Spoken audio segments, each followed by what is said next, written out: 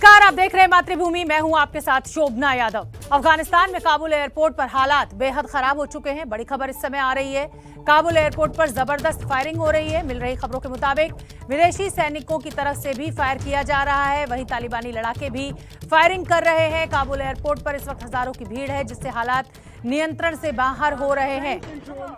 तस्वीरें आपको दिखा रहे हैं, दोनों ही तरफ से फायरिंग की जा रही है। अभी भी अमेरिका की सेना के कब्जे में है काबुल एयरपोर्ट, लेकिन हजारों की भीड़ अफगानिस्तानी भागना चाहते हैं तालिबान के शासन से। बस किसी भी सूरत हाल में अफगानिस्तान वो छोड़ना चाहते हैं। हजारों की भीड़ एकत्रित है और फायरिंग वहां पर शुरू हो गई है। अफरा तफरी का माहौल, क्योंकि हजारों की भीड़ है। महिलाएं, बच्चे आप देख सकते हैं कैसे भाग रहे हैं। अमेरिकी सैनिक भी फायरिंग कर रहे हैं। F-18 विमान से नजर रखी जा रही है। तो अफगानिस्तान छोड़ने की बात लगातार वहां के नागरिक कर रहे हैं। किसी भी सूरत में अफगानिस्तान छोड़ना चाहते हैं। और आप देख सकते हैं कि किस तरह की तस्वीरें काबुल एयरपोर्ट से। अब आपको दो ऐसी तस्वीरें दिखाते हैं जो बताएंगी कि तालिबान अपने मतलब के लिए कुछ भी कर सकता है। काबुल में एक अफगानी नागरिक अपने देश का झंडा लपेटे साइकिल पर जा रहा था, तभी सामने से गाड़ी पर आते तालिबानियों ने उसे देख लिया। फौरन उन्होंने उससे वो झंडा छीना, उसे एक झापड़ लगाया और चले गए। दूसरी तस्वीर देखने पर लगेगा कि अफगान की फौज है, लेकिन नहीं, ये तालिबानी है। इन्होंने अफगान आर्मी की यूनिफॉर्म पहन ली है। इनके कंधे पर लगा अफगानी झंडा भी साफ दिखाई दे रहा है। यानी हो सकता है कि इसके जरिए वो लोगों को भ्रम में रखना चाहते हो, क्योंकि यूनिफॉर्म और उस पर लगे अफगानी झंडे को देखकर तो लोग यही समझेंगे कि ये सारे अफगानी सैनिक के जवान हैं। तो दो तस्वीरें, एक तरफ तो तालिबान कहता है कि अफगानिस्तानियों का ध्यान रखेंगे, उनको सुरक्षा मुहैया कराएंगे, और अफगानी झंडा लपेटे हुए एक युवक को जब देखा तो उसकी पिटाई कर दी। और दूसरी तरफ अफगान सेना की जो यूनिफॉर्म है उसको पहने हुए नजर आए ये तालिबानी। अफगानिस्तान पर तालिबानी कब्जे का आज छठा दिन है और तालिबान के लिए मुश्किलें खड़ी होनी शुरू भी हो चुकी हैं। उन्हें हर तरफ से चुनौती मिलनी शुरू हो गई है। एक तो आम अफगानी नागरिक जगह जगह पर अपना राष्ट्रीय झंडा लहराकर तालिबानी सत्ता को चुनौती दे रहा है, तो दूसरी तरफ पंजशीर से नॉर्दर्न अलायंस की फौज मजबूत होती जा रही है। तालिबान 20 साल पहले का अफगानिस्तान बनाना चाहता है, लेकिन तालिबान को नहीं पता कि 20 साल में अफगानी बदल गए हैं। ये तालिबान को पता होना चाहिए कि वो लोग नहीं है 20 साल पुरानी जो जुल्म भी उन पे करे ये चुप रहेंगे। ये जदीद दौर के जवान हैं कि तालिबान के खिलाफ कोई भी कदम उठा सकती है। तालिबान लोगों में डर बिठाकर अपनी सत्ता चलाना चाहता है, लेकिन तालिबान को नहीं पता कि उनसे तो महिलाएं भी नहीं डर रही। तालिबान जुल्म करके आतंक का अपना राज कायम करना चाहता है, लेकिन तालिबान नहीं जानता कि उसे चुनौती देने के लिए फौज तैयार हो चुकी है। ये जो तस्वीरें आप देख रहे हैं वो उसी पंजशीर की हैं, जहां के अहमद शाह मसूद को न तो सोवियत संघ कभी रोक पाया और न ही तालिबान। अब एक बार फिर उसी अहमद शाह मसूद के पंजशीर में तालिबान के खिलाफ एक फौज तैयार हो चुकी है। ये फौज तालिबान का सामना करने के लिए कूच कर चुकी है। इस फौज में वो लड़ाके शामिल हैं जिनकी वजह से तालिबान कभी पंजशीर पर कब्जा नहीं कर पाया। तालिबान के खिलाफ खड़ी हुई इस सेना में वो जवान शामिल हैं जो अफगानिस्तान की फौज में थे, जिन्हें नाकाम राजनीतिक इच्छा शक्ति की वजह से अपने हथियार डालने पड़े। तालिबान के खिलाफ इस फौज को तैयार किया है अफगानिस्तान के कार्यवाहक राष्ट्रपति अमरुल्लाह सालेह और अहमद शाह मसूद के बेटे अहमद मसूद ने। एक बार फिर पंजशीर में नॉर्दर्न अलायंस का झंडा लहरा रहा है। तालिबान के खिलाफ नॉर्दर्न अलायंस ने अपनी पहली जीत भी हासिल कर ली है। ये तस्वीरें चारिकर इलाके की हैं, जिस पर नॉर्दर्न अलायंस की फौज ने कब्जा कर लिया है। यानी यहाँ से उन्होंने तालिबान को खदेड़ दिया है। यहाँ की सड़कों पर नॉर्दर्न अलायंस का झंडा लहराता दिख रहा है। चारिकर अफगानिस्तान के परवान प्रांत की राजधानी है। काबुल से इसकी दूरी सिर्फ 70 किलोमीटर है। चारिकर को पंजशीर वैली में जाने का गेटवे कहा जाता है। तालिबान के खिलाफ ये पहली जीत मानी जा रही है। तालिबान के लिए आने वाला वक्त बेहद मुश्किल भरा होने वाला है, क्योंकि आम जनता भी तालिबान के खिलाफ खुलकर विरोध कर रही है। उन्हें पता है कि ऐसा करने में उनकी जान जा सकती है, लेकिन तब भी अफगानिस्तान का झंडा कई इलाकों में तालिबान के सामने फहराया जा रहा है। अफगान सेना के सैनिकों का पंजशीर पहुंचना लगातार जारी है। पूर्व उपराष्ट्रपति अब्दुल रशीद दोस्तम भी और उनके सहयोगी भी नॉर्दर्न अलायंस के साथ मिल गए हैं। जाहिर है तालिबान के लिए हर गुजरते दिन के साथ मुश्किलें बढ़ने वाली हैं। अहमद मसूद का ऐलान जंग तालिबान की जड़ हिलाने वाला है।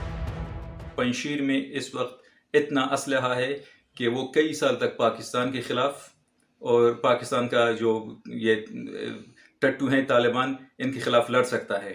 और ये तालिबान को खुद भी पता है कि ये अहमद शाह मसूद का बेटा है और ये लोग पंजशीरी लोग हैं और इनको हराना तालिबान के लिए इतना आसान नहीं है। जाहिर है तालिबान को भी ये पता है कि उसे जबरदस्त विरोध का सामना करना पड़ेगा।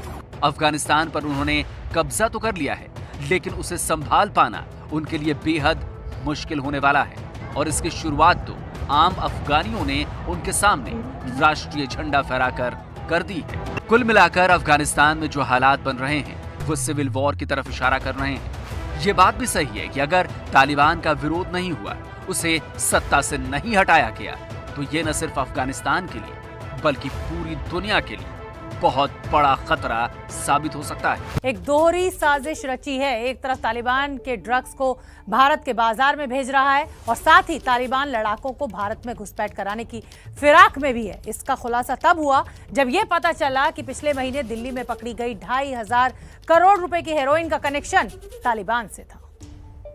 हथियारों और अपने लड़ाकों के दम पर तालिबान ने अफगानिस्तान पर कब्जा कर लिया। पूरा अफगानिस्तान इस वक्त हथियारबंद तालिबान के कंट्रोल में आ चुका है। सवाल ये है कि आखिर तालिबान के पास 80,000 से ज्यादा लड़ाकों की फौज चलाने के लिए पैसे कहां से आते हैं? कैसे वो पिछले कई दशकों से अपनी लड़ाई जारी रखने के लिए पैसों का इंतजाम करता रहा है? ये सारे सवाल इसलिए हैं क्योंकि लड़ाकों की इतनी बड़ी फौज को बनाकर रखने के लिए पैसे की जरूरत पड़ती है।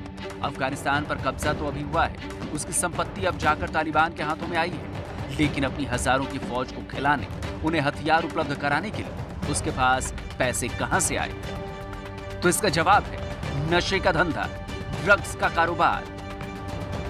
तालिबान की आमदनी का सबसे बड़ा हथियार है ड्रग्स का कारोबार। इसी कारोबार के जरिए तालिबान का काला कानून चलता है और उसके नेता अपने लड़ाकों पर कब्जा करके रखते हैं। पहले ये कारोबार चोरी छुपे होता था क्योंकि अफगानिस्तान में मौजूद अमेरिकी सेना इस बात का ख्याल रखती थी कि उसके रूट्स के जरिए ड्रग्स के कारोबार को बढ़ावा न मिल सके। लेकिन अब सारा कंट्रोल तालिबान के हाथों में है और अब ये खुलकर ड्रग्स का धंधा कर सकते हैं। आपको जानकर हैरानी होगी कि तालिबान के ड्रग्स के इस धंधे का सबसे बड़ा बाजार भारत है और इसके लिए तालिबान ने इस बाजार में बड़े पैमाने पर ड्रग्स बेचने का प्लान बना लिया है।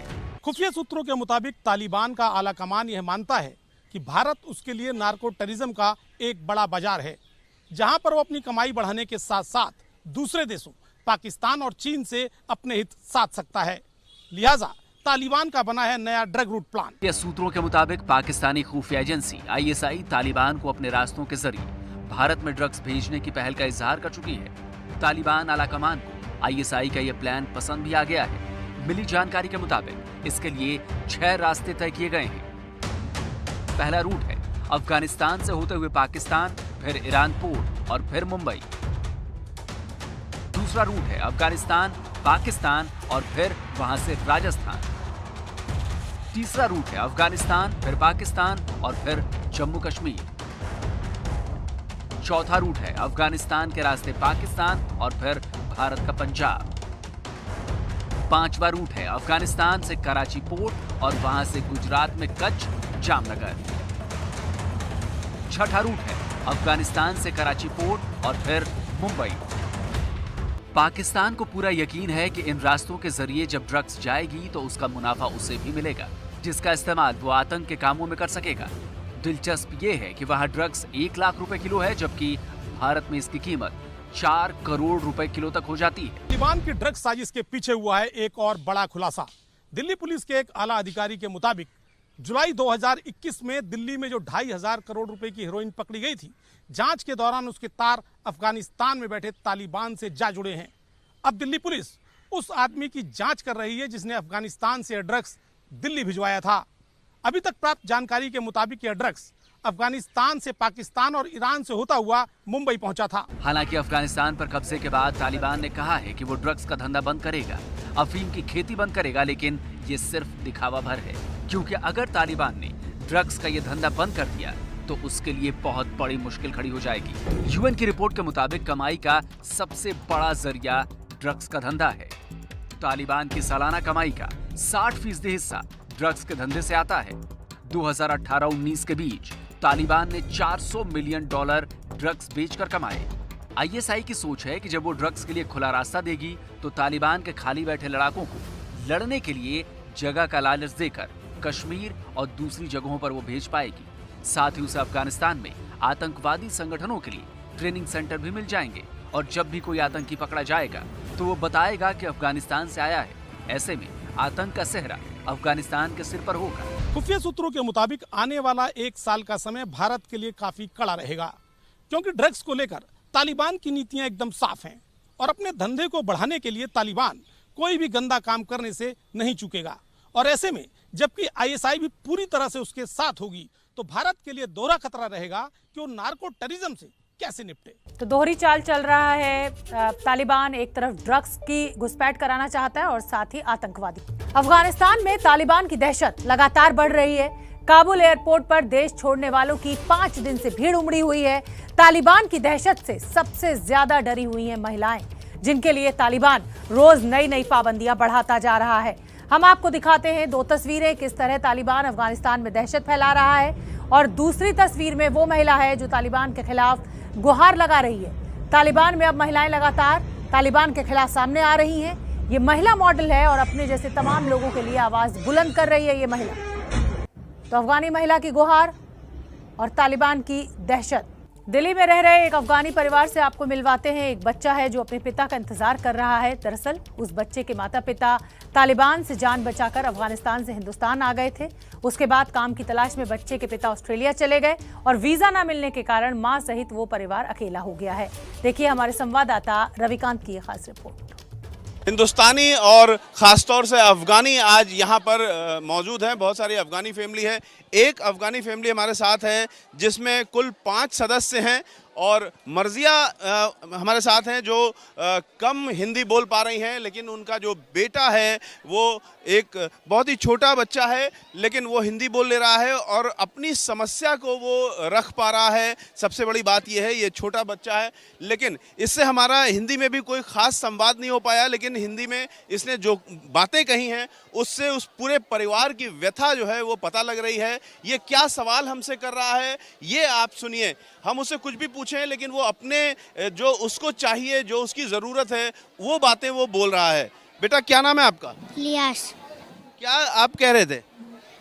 ऑस्ट्रेलिया जाना हमको। आपको ऑस्ट्रेलिया जाना है? हाँ। अकेले जाना है कि परिवार के साथ? और 5 बंदे हम 5 बंदे उनके साथ जाना है। अपने घर के 5 लोगों के साथ जाना है? हाँ। क्यों? क्योंकि वहाँ क्या करूँगा अकेले। ऑस्ट्रेलिया क्यों जाना है? वहाँ पापा है हमारे, है ना, कि काबुल में वो दाइशों ने हड़क किया ना, उसके लिए। अगर हम अफगानिस्तान में रहते थे। तो आप अफगानिस्तान से आपकी फैमिली यहाँ आई थी, पापा कुछ दिन यहाँ रह करके ऑस्ट्रेलिया चले गए और अब आप ऑस्ट्रेलिया नहीं जा पा रहे हैं? नहीं। तो पापा आ पा रहे हैं? नहीं, अभी तो नहीं आ पा रहे। वीज़ा चाहिए उनको, वीज़ा नहीं दे रहे, वीज़ा नहीं दे रहे। पापा क्या कहते हैं? गाड़ी जैसे तोड़ते हैं ना, इंजन मतलब देते हैं। अच्छा, तो मम्मा कहाँ है? ये मम्मा है आपकी? ये आपका बेटा है? ये आपका बेटा है? छोटा बच्चा, 4 बच्चा। 4 बच्चे हैं आपके? तो आपके हस्बैंड कहाँ हैं? ऑस्ट्रेलिया में। तो हस्बैंड क्यों नहीं आ पा रहे हैं, आप बता पाएंगे हिंदी में? हिंदी आती नहीं है ना। हिंदी नहीं आती है, ठीक है। तो आप लोग परेशान हैं? परेशान हम, ज़्यादा परेशान हम, तशवीश खराब, सब खराब चला बेटे। तो अफगानिस्तान में तालिबान के डर से ये परिवार हिंदुस्तान आया था, लेकिन काम के तलाश में इनके जो हेड ऑफ द फैमिली है, इस बच्चे के जो पिता हैं वो ऑस्ट्रेलिया चले गए। लेकिन अब पूरा परिवार चाहता है कि इकट्ठे रहें और पिता के पास जाएं, लेकिन उनकी पत्नी यहाँ पर मार्जिया हैं जो हिंदी नहीं बोल पाती हैं, लेकिन ये छोटा बच्चा है जो हिंदी बोल लेता है और अपनी टूटी फूटी हिंदी में किसी तरीके से अपनी बात को हमें समझा पाया है कि ये पूरा परिवार यहाँ पर अकेले है और चाहता है कि अपने पिता से मिल सकें। भोपाल में रहने वाले एक अफगानी छात्र और मार्शल आर्ट खिलाड़ी की कहानी आपको जरूर सुननी चाहिए।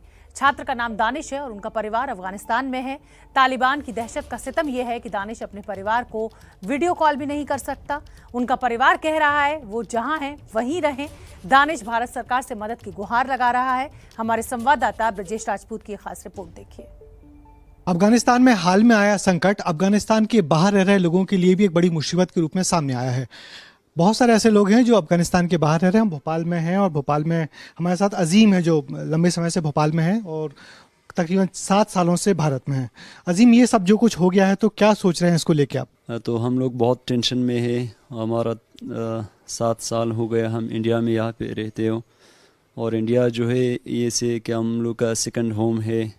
हम लोग का बहुत एक्सपेक्ट है इंडिया गवर्नमेंट से कि यहाँ का जो अफ़गानिस्तान का स्टूडेंट आ रहे उसके लिए मदद करेगा वीज़ा के लिए और हम लोग का जॉब प्रोवाइड करेगा।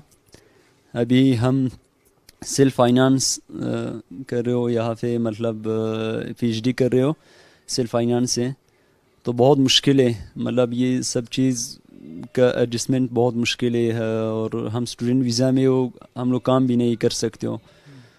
तो हमारा इंडियन गवर्नमेंट से ये अपील है कि स्टूडेंट के लिए मदद करेगा यहाँ का रहने का, वो हम लोग का वीज़ा के लिए और हमारा जॉब के लिए। दिल्ली में बहुत लोग हैं कि वो अभी ये टाइम पे आया, मतलब बहुत स्टूडेंट है। और अच्छा, आपकी अपने घर वालों से जो वहाँ आपकी माँ हैं, बहन हैं, भाई हैं, उनसे कब बात हुई और उन्होंने क्या बताया आपको? हाँ, उससे तो 2-3 दिन हो गया, बात नहीं हो रहा है। अभी फ़ोन स्विच ऑफ है, वहाँ पे नेटवर्क भी इतना सही नहीं। अभी तो कंडीशन वहाँ पे बहुत ख़राब है। तो वो जो बात कर रहे हैं सिर्फ वो बोल रहे हैं कि मतलब आप वापस मत आओ, मतलब आप कहीं भी हो वहाँ पे रहो, वहाँ पे खुश रहो। आपको वीडियो कॉल करने की भी मनाही की उन लोगों ने? हाँ, वीडियो कॉल तो नहीं आ पाएगा, नेटवर्क का भी इशू है और वीडियो कॉल भी नहीं कर सकते हो। मतलब अगर वीडियो कॉल करेंगे तो कोई पूछेगा कि कौन है, कहाँ से, किससे बात कर रहे हो। मतलब बहुत मुश्किल है। लाइफ हम लोग का लाइफ बिल्कुल चेंज हो गया, बहुत मुश्किल है यहाँ। अच्छा, आप बता रहे हैं कि पिछली बार आप अभी कुछ दिनों पहले अप्रैल में काबुल गए थे, तब वहाँ क्या हाल थे? हाँ, जब बहुत साल हो गया हम अफ़गानिस्तान नहीं गया, तो फिर अप्रैल मेरा एक फ़ाइट था वहाँ पे MMA का, मिक्स मार्शल आर्ट्स। तो TGFC एक चैम्पियनशिप है, अफ़गानिस्तान का बहुत बड़ी चैम्पियनशिप है। तो वहाँ पे मेरा एक फ़ाइट था, तो उसके लिए हम वहाँ पे गया। तो जब हम चले गया बहुत ख़तरा था। तो घर वाला ने बोला, हमारा रिश्तेदार फ्रेंड, क्या वापस यहाँ से चले जाओ, अब बहुत दिक्कत है, प्रॉब्लम है। तो मैंने भी उससे पहले यहाँ पे मैंने फ़ाइट खेलता था हमारे कंट्री का नाम से और इंडिया का नाम से। मैंने दोनों फ्लैग रेस करता था। और ये लोग जो है मतलब ये फ्लैग के साथ बहुत दिक्कत कर रहे हैं। हाँ, तो हम वापस आ गया। मतलब वो टाइम ये से बहुत मुश्किल टाइम था जब हम वापस आ गया। वीज़ा में बहुत मुश्किल से मैंने लिया वहाँ से, इंडियन एम्बेसी से जो काबुल में है। 3 महीने का वीज़ा मेरा मिल गया वहाँ से। तो हम वापस आ गया बहुत जल्दी। तालिबान के कब्जे के बाद अफगानिस्तान रो रहा है। अफगानिस्तान में ही क्यों भारत में रह रहे अफगानी भी अपने प्यारे वतन की हालत को लेकर परेशान है। ऐसे ही लोगों से ABP न्यूज़ ने खास बातचीत की, उनका दर्द जानने की कोशिश की। इन्हीं लोगों में शामिल है मरीना, जिनके पिता अफगानिस्तान में पुलिस में थे। अच्छी और खुशहाल जिंदगी थी, लेकिन अब तालिबान के डर से देश छोड़ने के बाद इनकी मुसीबतें लगातार बढ़ती जा रही हैं। देखिए संवाददाता मदीहा खान की रिपोर्ट। दिल्ली में काफी ज्यादा अफगानी फैमिली हैं जो प्रोटेस्ट कर रही हैं। प्रोटेस्ट किस बात के लिए हो रहा है, उसी को जानने के लिए हम दिल्ली के शांति पथ पहुंचे, जहां पर बहुत सारी अफगानी फैमिली इसी तरह एक पार्क में बैठी हुई हैं। इस एरिया में इसलिए प्रोटेस्ट कर रही हैं क्योंकि इस एरिया में सारी एम्बेसीज हैं और ये एम्बेसीज के आगे एक प्रोटेस्ट चल रहा है। ये प्रोटेस्ट क्यों हो रहा है उसको जानने के लिए यहाँ पर मेरे साथ मरीना है, जो कि एक अफगानी फैमिली से बिलोंग करती हैं और तकरीबन इन्हें 7 साल हुए अफगानिस्तान से दिल्ली आए हुए। सबसे पहले उनसे जानते हैं। मरीना, ये बताइए कि आप लोग की फैमिली 7 साल पहले जब अफगानिस्तान से दिल्ली पहुंची तो क्या ऐसे सर्कमस्टांसेस थे, क्या ऐसी सिचुएशन थी वहाँ के आप लोग यहाँ ना पड़ा? उधर क्योंकि तालिबा बहुत ज़्यादा था, मेरे फादर को धमकी दी थी, 1 लीटर से कह रही थी कि अगर आप अफगानिस्तान को नहीं छोड़ेंगे तो मैं आपको मार डालूंगी। आपके फादर को धमकी क्यों मिली, क्या वजह थी? उनका यही गुनाह था कि वो पुलिस थे अफगानिस्तान में, क्योंकि अफगानिस्तान का सारे पुलिस बहुत अफगानिस्तान में मर चुके हैं लोग, बहुत ज़्यादा। आप लोगों ने किस तरह से डिसीजन लिया ये कि अब हम लोगों को इंडिया जाना है जब धमकी ज़्यादा मिलने लगी? हाँ, तो क्योंकि इंडिया में कोई हमारा फैमिली थी, उसने हमें बोला था कि अफगानिस्तान से बेहतर है इधर आने के लिए, तो है इसीलिए हम इधर आ गए। हमारा बहुत मजबूरी थी, क्योंकि अगर मेरे फादर नहीं होते तो हम कैसे कर लेते इधर। किस तरह की मदद चाहते हैं आप लोग? हम ये मदद चाहते हैं जो इंडिया का जो अफगान रहता है इंडिया पे, इनको बाहर निकल जाए अदर्स कंट्री में। सबको पता है कि अफगानिस्तान में दोबारा हम जा नहीं सकते, तो ये लोग कब तक ऐसे बिना फ्यूचर के ऐसे थोड़ी ना ऐसे रह सकते हैं ये लोग। एक प्रोटेस्ट चल रहा है एम्बेसीज के बाहर ताकि दूसरी कंट्रीज का वीजा मिल जाए और वहां पहुंचकर एक दोबारा जिंदगी शुरू कर सके। कैमरा पर्सन निखिल रस्तोगी के साथ मदीहा खान, एबीपी न्यूज़ दिल्ली। अफगानिस्तान में तालिबान से जान का खतरा होने की वजह से वो भारत आए थे। उनका कहना है कि हमारा काम अफगानिस्तान में था, जैसे घर का किराया आता था, कार्गो का काम था, दिल्ली से अफगानिस्तान। अब परिवार है तो सब कुछ देखना है। एम्बेसी आए हैं ताकि हमारी एप्लीकेशन ले लें, ताकि हम अपनी परेशानी बता सकें और दूसरे देश जा सकें। एम्बेसी से आप लोग कांटेक्ट करने की कोशिश कर रहे हैं, क्या वजह है कि यहाँ से दूसरे मुल्कों में जाना चाहते हैं? सबसे पहले एक्चुअली बात यह है कि यहाँ पर हमारा जो इनकम था वो अफ़गानिस्तान से था, तो इसीलिए हम कम से कम ये सोचते थे कि चल यहाँ शांति से रह रहे हैं, जो हमारा काम था वगैरह था तो वहाँ से था, इनकम था।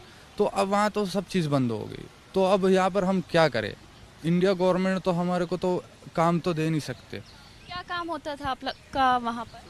मतलब हमारा वहाँ पर जैसे हमारे घर का वगैरह के किराए का था, या जैसे हमारा कुछ काम था वगैरह था, तो मतलब फ़्लाइटें वगैरह थी जाती थी। जैसे मेरा खुद का ही कार्गो का काम था, यहाँ से अफ़गानिस्तान ही होता था, अफ़गानिस्तान से दिल्ली यहाँ आता था। तो अब हर चीज़ बंद हो गई, अब मेरे पास काम नहीं है, मेरे को फैमिली है, सब कुछ देखना होता है, तो अब मैं यहाँ करूँ क्या? क्या कहेंगे जो लोग वहाँ पर फंसे हैं? कोई रिश्तेदार होगा, कोई फ्रेंड्स होंगे आपके, उन लोगों से बातचीत हो रही है, कुछ बता रहे हैं वहाँ के हालात के बारे में?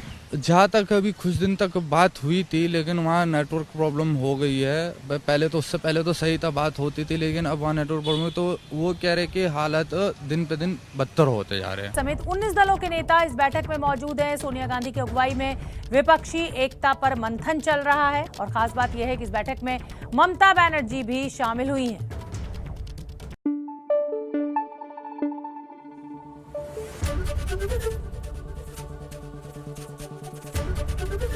एबीपी न्यूज़ आपको रखे आगे।